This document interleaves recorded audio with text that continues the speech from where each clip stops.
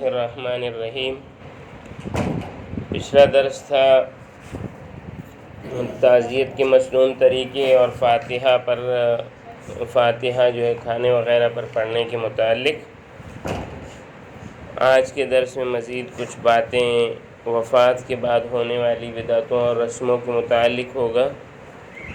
ہمارے ہاں ایک جو عمومی بدعت ہوتی ہے وہ ہے کہ تیجا جمعرات 11ویں چہلم 6 مائی یا 6 مائی اور برسی وغیرہ، لوگوں نے کیا کیا ہے کہ میت کی ایصال ثواب کے لیے کچھ من گھڑت طریقے آ گئے ہیں اور ان کو گھڑ لیا ہے۔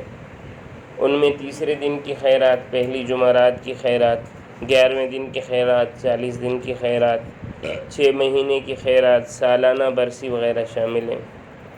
اور یہ رسوم جس انداز سے رائج ہیں اور ان کا جس طرح بھی فرض سے بڑھ کر التزام ہوتا ہے اور لوگ اس کو مسنون اور باعث ثواب سمجھتے ہیں، یہ بالکل ناجائز، بے اصل اور بدعت ہے۔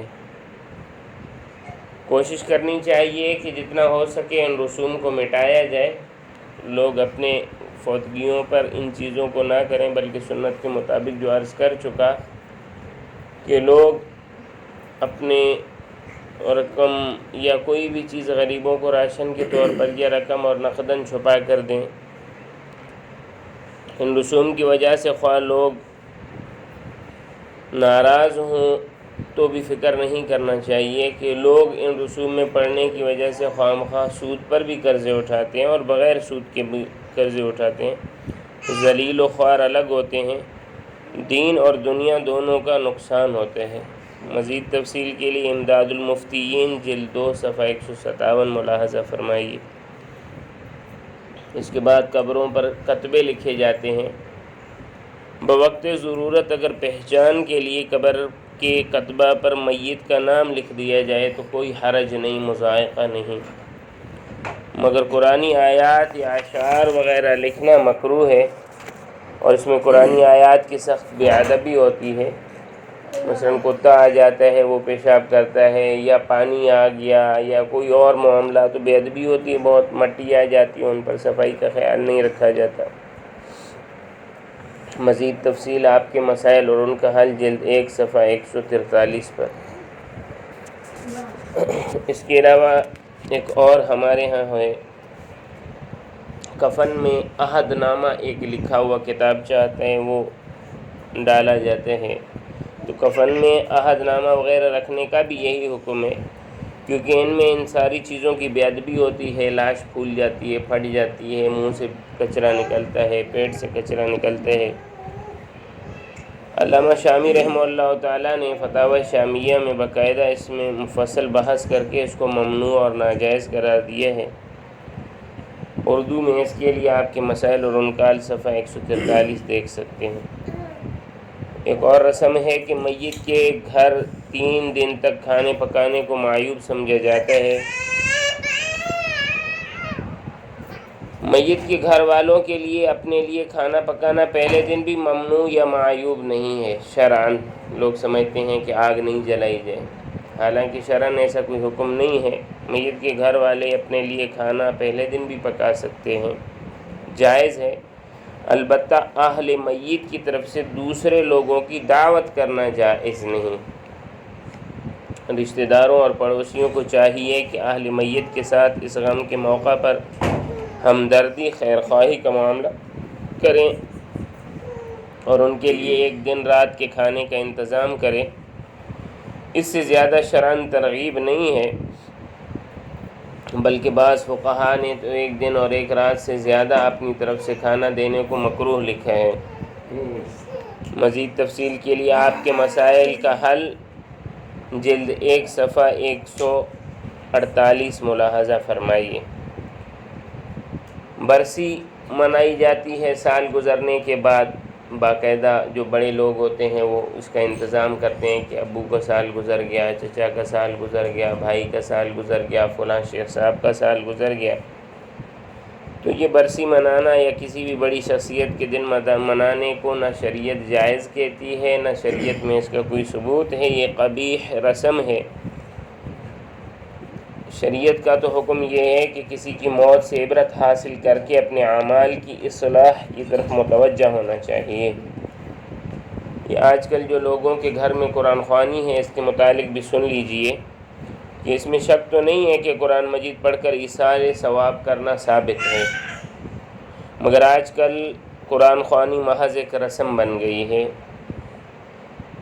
اگر اس مقصد سے ایصال ثواب ہے تو اس کے لیے اجتماع کی کوئی ضرورت نہیں ہے کہ ہر شخص اپنے اپنے مقام پر تلاوت کر کے ایصال ثواب کر سکتا ہے۔ اس کے لیے لوگوں کو جمع کرنا، ان کو قرآن پڑھانا اور باقاعدہ ان کے لیے کھانوں کا انتظام، اور اگر کھانا نہ دیا جائے تو ان کا ناراض ہونا، یہ تمام چیزیں مناسب نہیں ہیں۔ اور دوسری بات یہ ہے کہ ثواب کے لیے کی جانے والی قرآن خوانی پر اجرت لینا یا دینا، یہ دونوں ممنوع ہے۔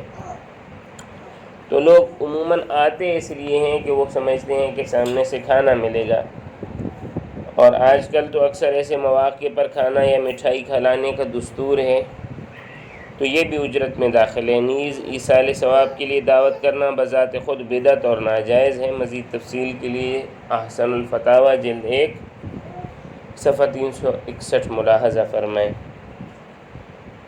بعض لوگ کیا کرتے ہیں کہ مثلاً گروپس بنائے ہوئے ہیں واٹس ایپ پر یا فیس بک پر یا ٹیلی گرام پر، یا اس کے علاوہ دوسرے عام گھروں میں اجتماعات کیے جاتے ہیں، کس لیے؟ ایصال ثواب کے لیے۔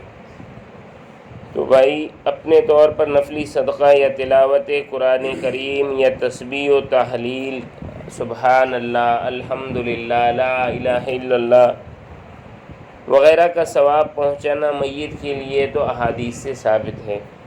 البتہ ایصال ثواب کے لیے لوگوں کو جمع کرنے کا اہتمام کرنا، دعوت دینا آپ لوگ آ جائیں، اور اس میں اپنی طرف سے قیود و رسوم کہ بھائی یہاں بیٹھنا ہے، یہ پڑھنا ہے، آپ نے یہ پڑھنا ہے، آپ نے یہ پڑھنا ہے، اس وقت پر آئیں گے، یہ کھانا ہوگا، اور یہ وہ تمام چیزیں، نیز اہل میت کی طرف سے دعوت کرنا، یہ تمام کے تمام امور بدعت اور ناجائز ہیں۔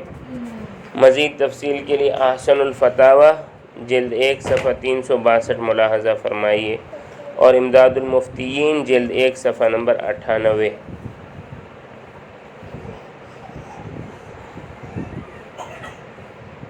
قبروں پر قرآنی آیات لکھی ہوئی چادریں ڈالی جاتی ہیں، تو یہ بھی جائز نہیں ہے، ان میں قرآن کی توہین ہے۔ خیر الفتاوی جلد 1 صفحہ 550۔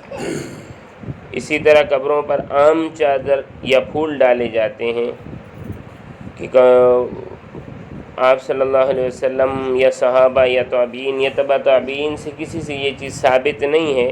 اگر کوئی شخص اس کو سمجھتا ہے کہ بھائی یہ ذکر کرے گی یا جو ہے یہ جب تک رہے گی یہ ذکر کرتی رہے گی، اور اس کو باعث ثواب سمجھتا ہے، تو یہ بدعت ہے، اور اس کے علاوہ اس میں اسراف ہے، فضول خرچی ہے جو حرام ہے۔ مزید تفصیل کے لیے آپ کے مسائل اور ان کا حل جلد 1 صفحہ 145 ملاحظہ فرمائیے۔ اسی طرح قبروں کو پختہ بنانا، ان پر گنبد وغیرہ بنانا ناجائز اور حرام ہے۔ آپ صلی اللہ علیہ وسلم نے قبروں کو پختہ کرنے اور ان پر تعمیر کرنے اور ان کے اوپر بیٹھنے سے منع فرمایا۔ جتنا گناہ ان کے اوپر بیٹھنا ہے، اتنا ہی گناہ ان کے اوپر تعمیرات کرنے کا ہے۔ البتہ یہ ہے کہ قبر کے اطراف میں 1 یا 2 اینٹ لگا کر اس کو محفوظ کیا جا سکتا ہے، اگر خدشہ ہو کہ یہ پانی اس میں جو ہے جائے گا یا کوئی جانور اس کو خراب کرے گا، اس میں حرج نہیں، مگر سب سے بہتر یہ ہے کہ قبریں جو ہیں کچی ہوں۔ احادیث میں بھی آتا ہے کہ جب انسان کی قبر کے نشانات زمین سے مٹ جاتے ہیں تو اللہ تعالیٰ اس پر عذاب قبر ہٹا دیتے ہیں کہ دنیا والوں نے اس کو بھلا دیا ہے تو میں بھی اس کو معاف کر دیتا ہوں۔ ہمارے ہاں تو کیا کیا جاتا ہے، باقاعدہ اس کو دوبارہ بنایا جاتا ہے۔ اللہ تعالیٰ سے دعا ہے کہ اللہ تعالیٰ ہمیں ان چیزوں پر عمل کرنے کی توفیق عطا فرمائے۔